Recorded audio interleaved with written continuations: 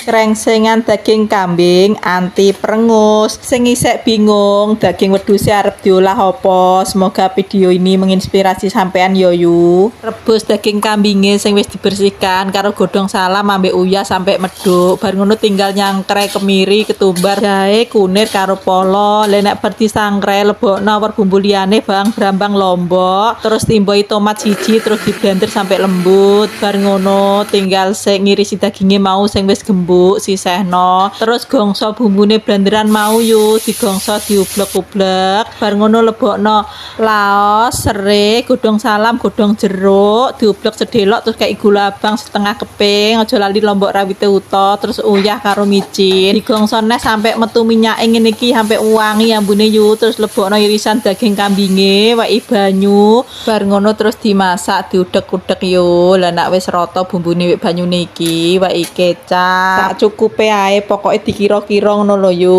Bar ngono terus diudek-udek nes sampai kecape iki mau rata. Lah nek wis kecape rata terus pancine wajan iki ditutup, jarno banyune esat sampai merasuk bumbune karo banyune karek saithik. Kaya iki lho yo, iki wis siap dan iki enak.